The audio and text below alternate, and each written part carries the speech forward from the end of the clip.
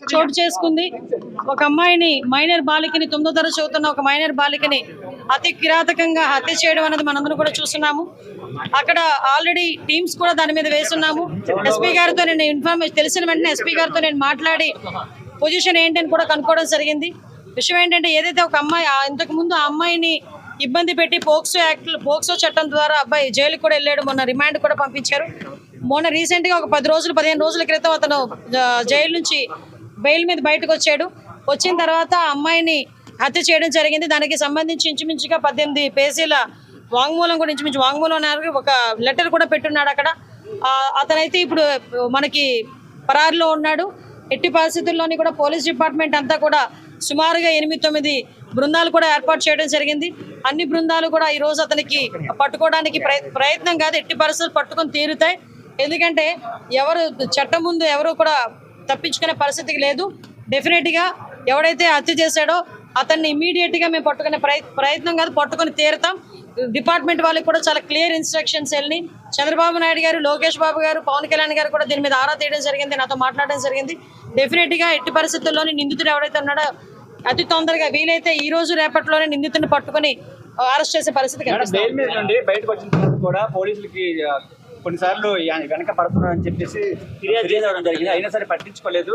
లేదమ్మా, కంపల్సరీగా నిజంగా అదే కనుక జరిగితే, నిజంగా అమ్మాయి దగ్గర నుంచి కంప్లైంట్ వెళ్ళి ఆ పోలీసులు కనుక పట్టించుకోలేదన్న సంగతి తెలిస్తే డెఫినెట్గా ఏ పోలీస్ అయితే ఆ పోలీసు మేము చర్యలు తీసుకుంటాం. అందులో అక్కడెక్కడ కూడా బ్యాక్ స్టెప్ వేసే పరిస్థితి లేదు. కానీ మాకు వచ్చిన ఇన్ఫర్మేషన్ ఏంటంటే అటువంటి పరిస్థితి ఏమీ లేదు. చాలా ఆఫ్ సడన్ వచ్చి అతను హత్య చేసి వెళ్ళాడు అన్నది మాకు వచ్చిన ఇన్ఫర్మేషన్. లేదమ్మా, నిజంగానే వాళ్ళ బ్రదర్ కూడా చాలా ఇనిషియేషన్ తీసుకున్నాడు. ఇంతకు ముందు కూడా తను బెంగళూరులో పనిచేసేవాడు.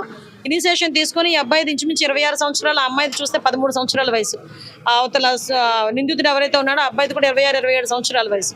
సో ఈ సిచ్యువేషన్స్లోనే వాళ్ళ అన్నయ్యకి చాలా సేఫ్ గార్డ్ చేశాడు. కానీ దురదృష్టంతో అమ్మాయిని కాపాడుకోలేకపోయారు. కానీ ఎట్టి పరిస్థితుల్లో నిందితుడిని అయితే డెఫినెట్గా పట్టుకున్నాం. కంపల్సరీగా చంద్రబాబు నాయుడు గారితో మాట్లాడతాం. ఎటువంటి పరిస్థితుల్లో అమ్మాయి చిన్నపిల్ల, మైనర్ బాలిక, ఆ అమ్మాయికి ప్రభుత్వం నుంచి అందాల్సిన సహాయ సహకారాలన్నీ కూడా అందిస్తాం మా కుటుంబానికి.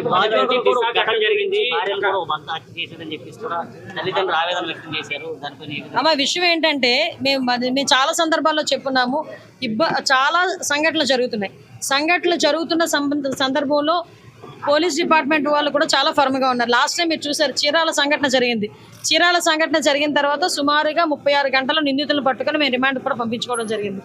ఎక్కడ ఏమి జరిగినా చాలా యాక్టివ్గా పోలీస్ డిపార్ట్మెంట్ వాళ్ళు పనిచేస్తున్నారు.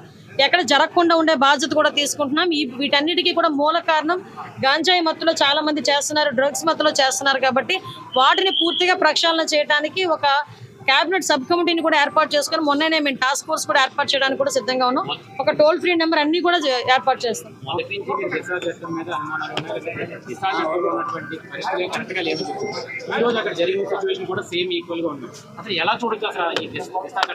దిశ చట్టమే లేదండి. చట్టం లేని దాని గురించి మీరు మాట్లాడుకోవడం అనవసరం. ఫస్ట్ థింగ్, దిశ చట్టం అనేది లేదు కాబట్టి దిశ చట్టం గురించి మాట్లాడుకోవాల్సిన అవసరం లేదు. ఇప్పుడున్న చట్టాలని బలోపేతం చేసుకుని మనం ఫర్దర్గా ఎటువంటి ఇబ్బంది లేకుండా చూసుకునే బాధ్యత తీసుకుంటాం. న్యాయ నిపుణుల సలహాలు కూడా మేము తీసుకుంటాం.